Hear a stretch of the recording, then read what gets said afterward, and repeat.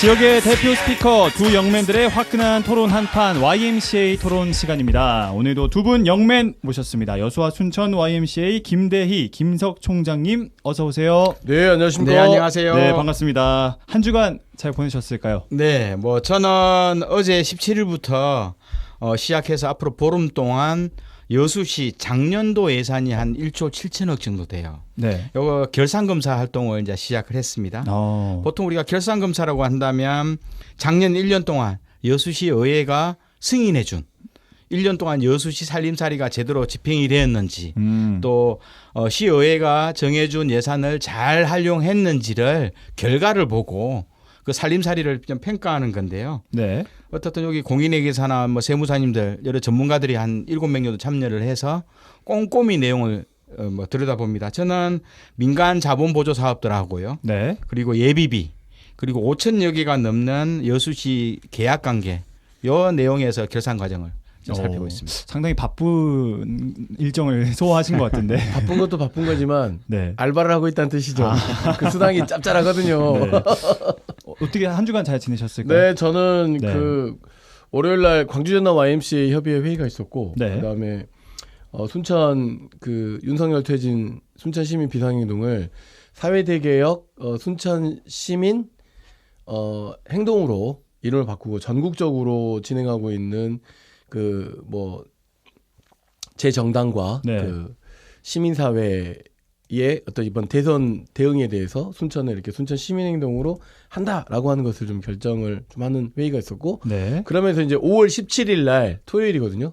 45주년 5.18 기념식입니다. 네네네. 이때를 굉장히 중요한 어떤 시민들의 민주주의 축제로 만들자 이런 결정을 하는 게 있었고 그다음에 지난 11주기였던 4월 16일 날 네. 4월 16일 날 6.15 그 합창단 그다음에 시민들 등걸 그리고 시인 그리고 많은 시민들이 나와가지고 4.16을 다시 추모하고 또 기억하는 기억식을 했고 거기에 이제 우리 고교 YMCA 친구들이 포스터를 만들었어요.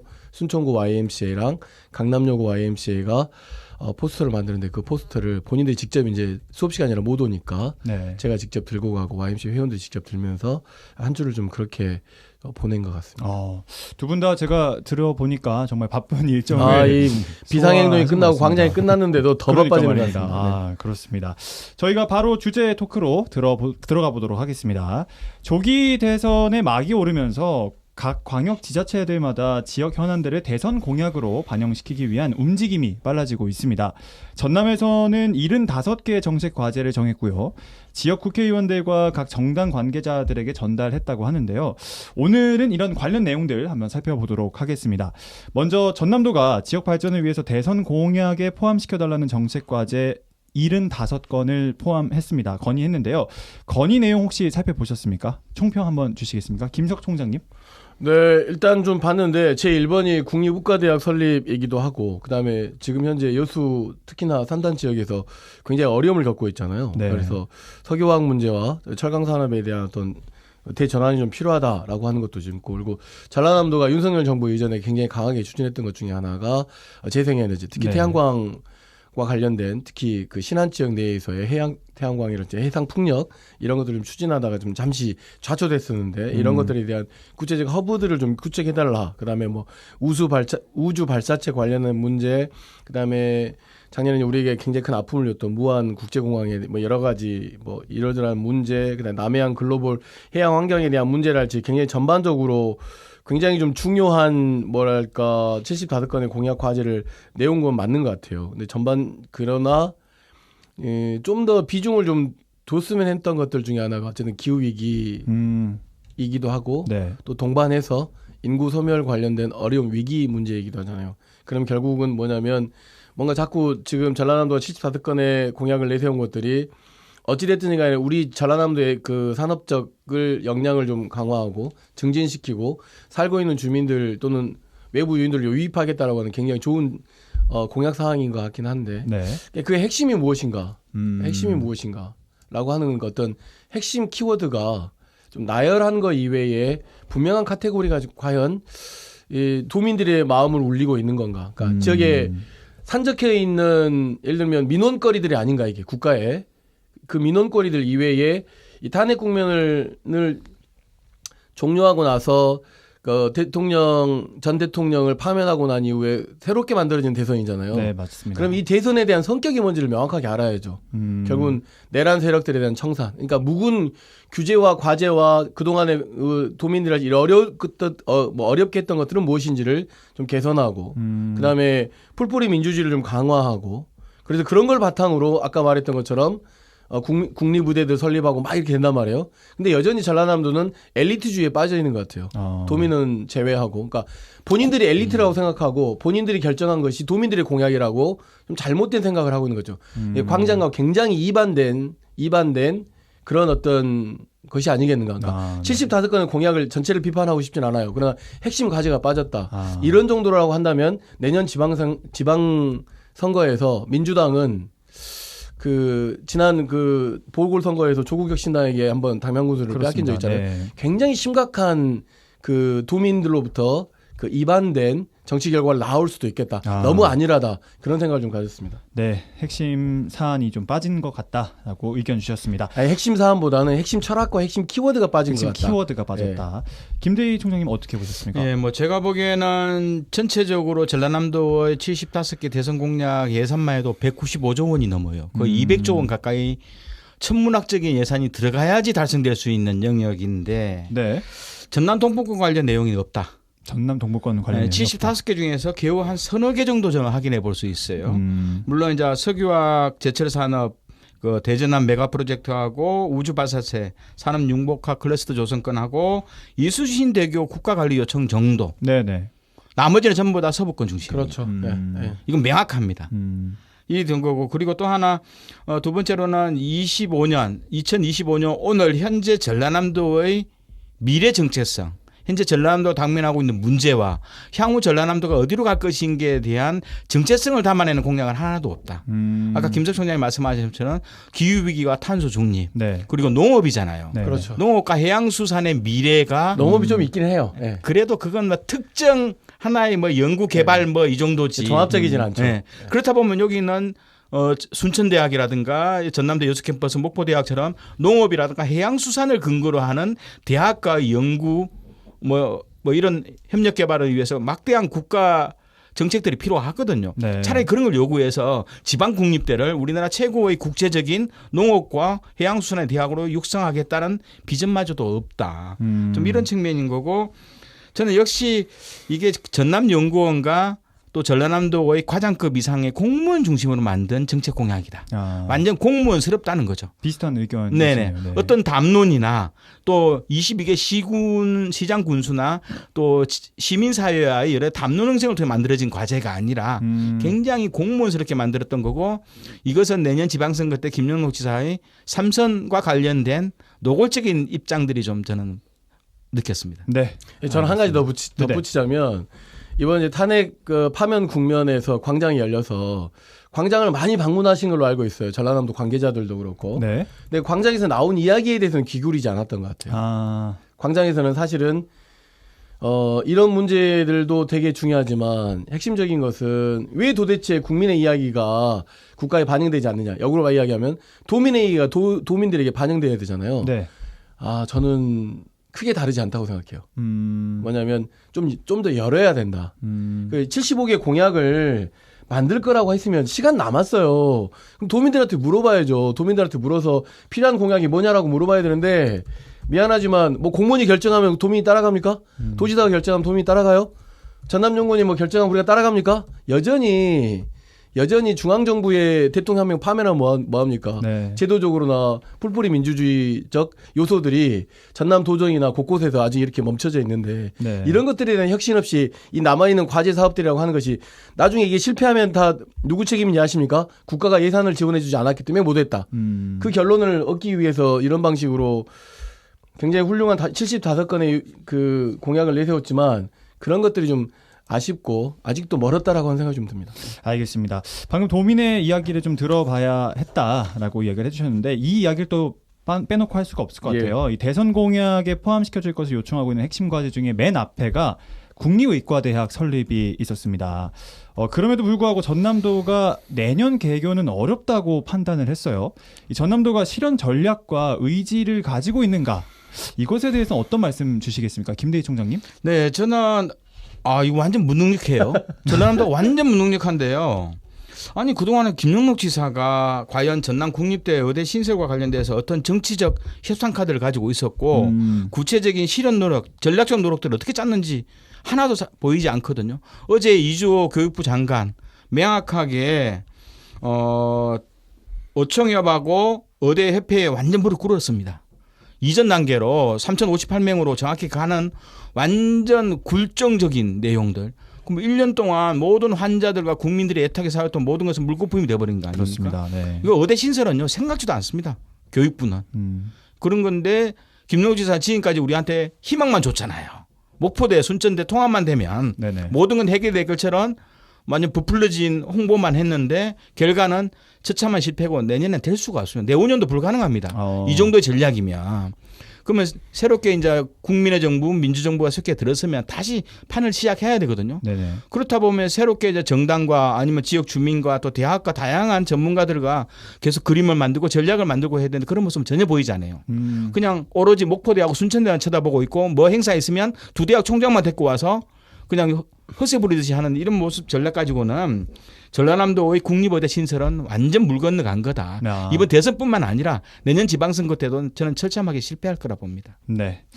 어떻게 보셨습니까? 직을 걸었어야죠. 사실은 이 전남대 국립의과대학을 설립하려고 애쓰고 했던 뭐 김영록 그 도지사만 이야기하는데 이것을 이야기했던 모든 사람들이 직을 걸어야 되고 지금 거의 실패된 것이기 때문에 직을 다 내려놔야 됩니다. 책임 있는 자세가 아무도 없어요. 대학 총장들도 그렇고 이걸로 서로 논쟁했던 사람들 조용히 쑥 들어가 버렸잖아요. 그렇습니다. 처음에 이게 뭔가 정치적 이슈가 되고 자기의 뭔가 과업이 될 것 같을 때는 엄청 하다가 결국은 대통령도 파면돼 버렸고 결국 이제 김대희 총장님이 이야기한 것처럼 국립의과대학 설립이 중요합니까? 우리 지역에 굉장히 중요한 의료복지 확장이 중요합니까? 우리에게 핵심은 그거잖아요. 의료복지 차원에서 암 환자랄지 굉장히 좀 산업재해로 일어나는 것들에 대한 사회적 비용을 줄이기 위한 것들인 거잖아요. 네. 근데 국립의과대학 설립에 매몰되어 버렸잖아요. 누가 책임질 거예요? 이런 사람들은 다시는 뽑아주면 안 됩니다. 네. 그래야 반성하고 이 공약이라고 하는 것이 얼마나 우리 지역사회에서 중요한 것인지를 뼈저리게 못 느끼고 있는 거예요. 그러니까 입으로만 떠드는 사람들이에요. 사람들은. 입으로만 떠드는 사람들이 알겠습니다. 책임감의 부재에 대한 다 직을 내려놔야 네네. 됩니다. 미안하지만. 그래야 책임감이 있는 것이지 다시 또 의과대학 설립을 제1번 공약으로 내세우는 사람들이에요. 그걸 도민들이 용납해주고 있는 거예요. 그렇습니다. 얼마나 놀라워요. 광장은 대통령을 파면시켰는데 아직도 광장의 시민들, 도민들 무서운지를 모르는 거예요. 전라남 도지사만 가지고 이야기하는 게 아닙니다. 네. 네. 알겠습니다. 그렇다면 전남도가 제시한 정책 과제들 중에서 혹시 빠진 것 혹은 추가해야 할 내용들이 있을까요? 네, 저는 제가 보기에는 몇 가지가 있는데요. 네. 아까 뭐 초기에도 이야기했다시피 21세기형 농업과 수산업에 대한 발전과 또 관련 육성. 어차피 수산과 농업은 굉장히 노동 집약적인 내용이 좀 많이 있기 때문에 네네. 기술 여기에 대한 육성 문제는 대학과 함께 풀어야 되는 측면이 좀 있고요. 두 번째, 저는 무항공항 중심의 육성 정책 이건 문제 있다 보거든요. 지난 2년 전만 해도 호남 최대 공항은 여수공항이었습니다. 무항공항보다도 3배 이상의 이용객이 있었고요. 그런데 재작년부터 이제 전라남도가 여수공항 지원보다는 무항공항으로 3배 이상의 지원금을 몰아주면서 전세 여객기 중심으로 무항공항이 활성화되었지 평상시 전기 노선에 대한 이용률은 여수공항이 무항공항보다 3배 이상 많았거든요. 네네. 그러면 동북권 지역도 100만이 살고 있는 서부 경남까지 포함 100만이 이용하는 공항을 국제공항으로 할주를 넓혀내고 시설을 확대하는 문제에 대해서는 전라남도는 완전 눈을 감아버렸거든요. 모든 재정은 무항 국제공항으로 갔거든요. 그렇습니다. 이런 측면 속에서 여수공항을 어떻게 국제공항으로 확대하는 문제에 대해서는 눈과 귀를 닫고 있는 김영록 지사가 이런 문제들 자 정부에 건의해서 같이 가는 측면이 좀 있고요. 세 번째로는 여수 고속도로 연장 문제가 쏙 빠졌어요. 철도는 군산에서 목포까지, 그리고 고속도로는 물론 다행히 이제 고흥이 있지만 세종까지 연결인데 여기 인구 30만 가까운 여수 시민들은 고속도로는 한 30분 가야지 경험할 수 있을 정도로 교통에서는 낙오 지역이거든 육상교통에 대해서는. 네. 그래서 결국은 여수 고속도로 연장 부분이 쏙 빠졌다. 이건 네. 결국은 이 공약을 받으면서 여수나 순천 시민들 이야기를 전혀 듣지도 않았던 측면이 좀 있다. 저는 그렇게 보고요. 네 번째로는 탄소 중립 정책이 너무 약해요. 해상 풍력 그건 민간 자본이 만들어 놓은 거 자기는 그냥 숟가락만 넣겠다는 뜻이거든요. 그러면 탄소 중립과 에너지 신도시라든가 뭐 재생에너지 여기에 대해서 지역의 대학을 육성하고 지역의 전문 맞아요. 기업을 육성하는 전략 비전이 없고 이왕 만들어 놓은 뭐 해상 풍력에 숟가락만 넣는 형태로 가는데 해상 풍력 이거 만든다고 해서 될 문제는 아니고요. 네네. 그리고 뭐 지역의 대학이라든가 중소기업들 우리 뭐 순천만 해도 다양한 바이오라든가 태양광이라든가 연료전지 관련된 중소 연구개발 업체들이 진짜 많더라고요. 이런 업체들 어떻게 육성해서 맞아요. 중소기업을 이끌어낼지 여기에 대한 비전들이 전혀 없는 것이 아쉬운 거죠. 네. 알겠습니다. 연결해서 이야기하면 이런 네네. 거죠. 방금 이야기해서 해상풍력 좋아요. 그런데 도민들이 원하는 건 뭐예요? 결국은 그 산업을 일으킨 사람들만 이익을 가버리는 게 아니잖아요. 그럼 우리에게 득이 되는 게 뭐가 있어요? 예를 들면 이 해상풍력을 통해서 1인당 도민들이 탄소 발자국을 얼마를 줄이고 또 1인당에게 얼마나 소득을 돌려주겠다. 이런 것들이 주도적이고 주체적이어야 되는데 너무 웃겨요. 그러니까 에코워싱 같아요. 에코워싱이고 이런 걸 우리가 뭐 환경 파시즘이라고 하는데 네. 좀 그런 경향도 없잖아요. 있고 그래서 추가할 것 중에 내용보다는 목적과 가치가 좀 빠진 것 같아요. 무슨 목적과 이야기냐면 전라남도는 예산이 없습니다. 그러니까 어디다 예산을 많이 의존하겠습니까? 결국 국가입니다. 그럼 국가가 어떤 방향을 끌고 가는지가 중요하잖아요. 미안하지만 이번 대통령 선거에서 민주당 후보가 가장 유력해요. 그럼 민주당 후보가 내세우고 있는 공약이 뭔지를 봐야 되겠죠. 거기에 따라서 그런 내용들의 목적과 가치를 전라남도가 가지고 있는 성격과 붙여야 되겠죠. 네. 그러나 전체적으로 가지고 있는 이 75개 공약 중에 주도적인 게 없어요. 근데 따져놓고 보면 전라남도는 굉장히 주도할 수 있는 것들이 많습니다. 뭐냐, 농협. 그렇죠. 굉장히 고령화되어 있는 사회이지만 굉장히 돌봄이랄지 이런 문제들도 우리가 특화시킬 수 있어요. 네. 그다음에 그 빠져나가는 청년 문제를 교육 사업이랄지 방금 이야기했던 방식으로 새로운 산업으로 만들어낼 수 있어요. 또 하나 굉장히 큰 장점이 있어요. 민주주의 이런 것들. 그다음에 우리는 또 해양을 가지고 있습니다. 해양과 관련돼서 어떻게 진출해 나갈 것이 그것을 육성해 올 것이냐 가져올 것이냐. 그다음에 굉장히 중요한 이 전반적인 그 해상 풍력이나 뭐 이런 거 아니라 청정 에너지를 전라남도가 이 산업에 굉장히 중요한 기반이 되겠다라고 하는 것을 어떤 기업이랄지 이런 사람들의 포커싱에 맞추는 게 아니라 도민 1인당에게 얼마를 돌려주겠다.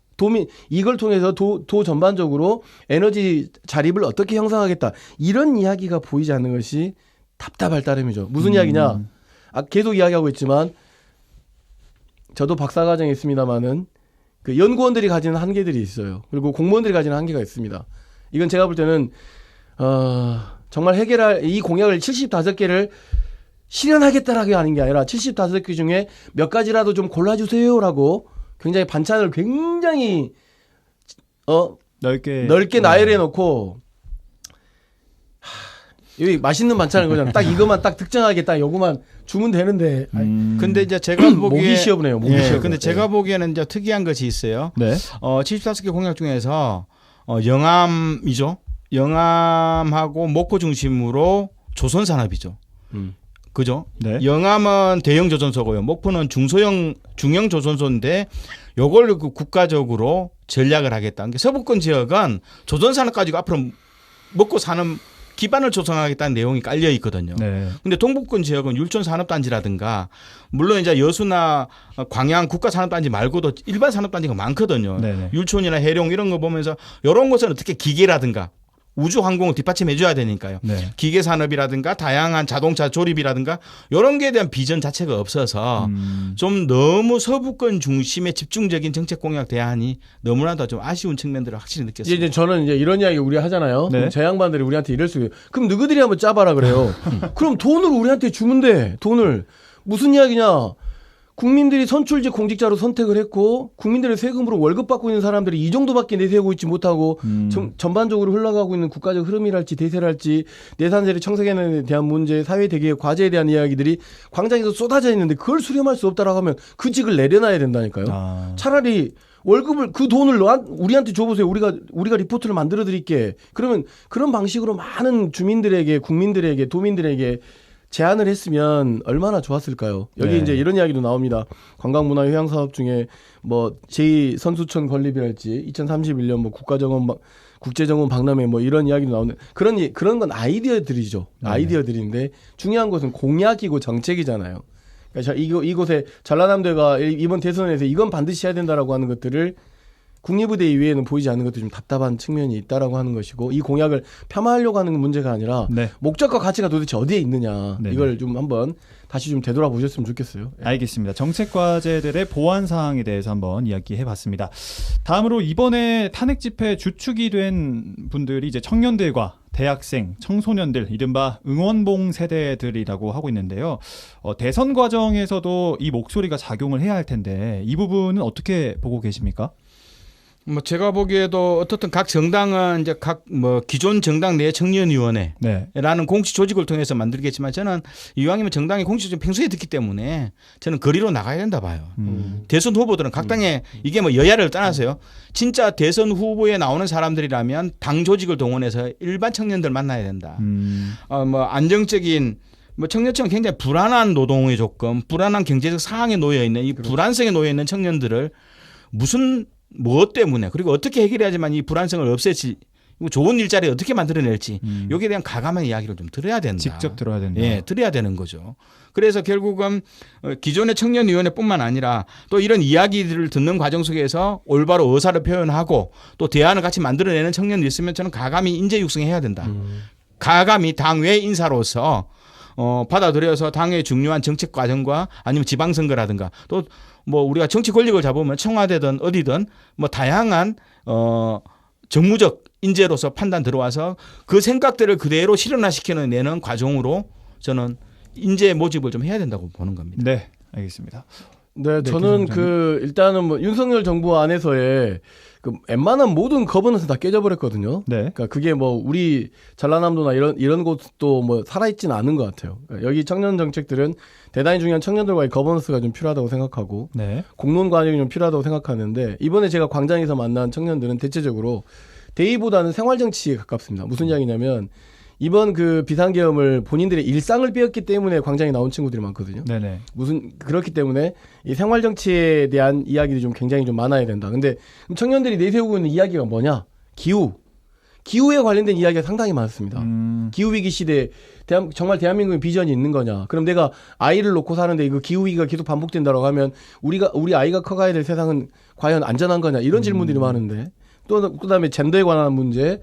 차별에 관한 문제, 교육비 관련된 문제, 주거권에 관련된 문제, 그다음에 굉장히 중요한 거 최근에 여성들 같은 경우에 디지털 표현에 대한 자유, 뭐 딥페이크 막 이런 문제 있잖아요. 네네. 이런 것들에 대한 이야기들이 좀 쏟아져 나오기 위한 어떤 청년들만의 아주 자유로운 공간을 저는 만들어준다고 생각해요. 네. 그래서 청년들의 이야기를 대통령 후보들이 좀 수용하는 방식으로 그래야 앞서 이제 김대 총장이 이야기했던 어떤 취업에 대한 불안, 그다음 미래에 대한 불안감, 굉장히 불안감이 많이 쌓여 있거든요.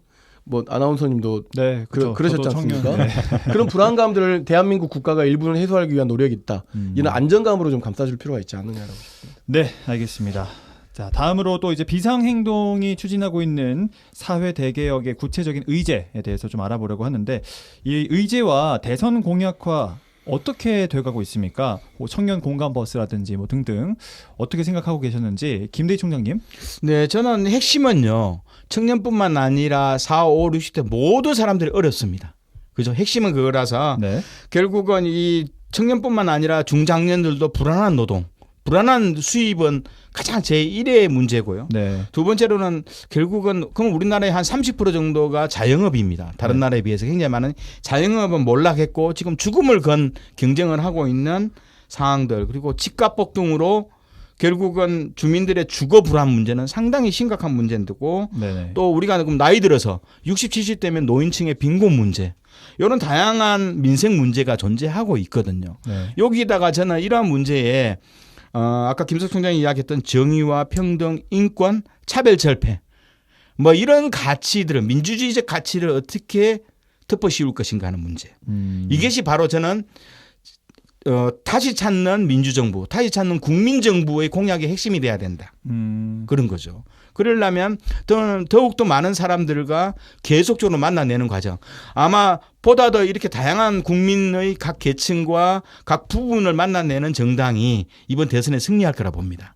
네. 당의 풀뿌리 조직이 이런 사람들과 가장 밀집하게 모여있는 정당이 내는 후보가 이번 조기 대선에서는 99.9% 당선될 거라고 저는 확신합니다.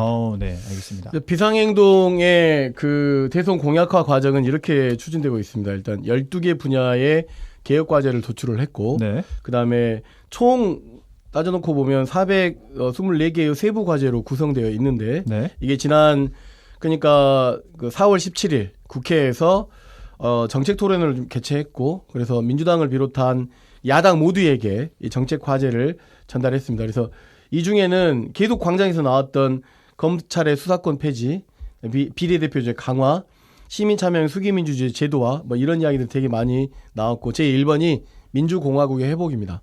그다음에 정의로운 경제와 민생, 뭐 평화주권 역사적인 실현, 기후위 대응과 뭐 생태사회의 전환, 돌봄 중심 사회 구축, 좋은 일자리와 보편적 노동권 보장, 생명과 안전보호, 성평등과 인권 증진, 언론정보통신 문화의 공공성 강화, 그다음에 식량 주권 확보와 지역 활성화, 교육과 청년의 삶의 질 향상, 헌정 질서 회복, 이런 것들이 광장에 쏟아져 나온 이야기거든요. 네. 저는 이 정책이, 이 나와 있는 과제가 이번에 대통령 후보에게 중요한 정책 아젠다가 되고 정책 공약이 될 거라고 봅니다. 앞서 제가 전라남도의 목적과 가치가 빠져서 제시된 75개 공약을 너무 심각하게 조금 비판한 것 같은데, 이런 목적과 가치와 내용을 잘 수용해서 전라남도 75개 공약이 이 카테고리로 나왔으면 얼마나 좋았을까라고 하는 그런 마음이 있기 때문에 제가 말씀을 드리는 겁니다. 그래서 비상행동은 아직 끝나지 않았다. 네. 대통령 선거까지도 적극적으로 개입해서 누가 대통령이 되든지 간에, 누가 대통령 후보로 결정되든지 간에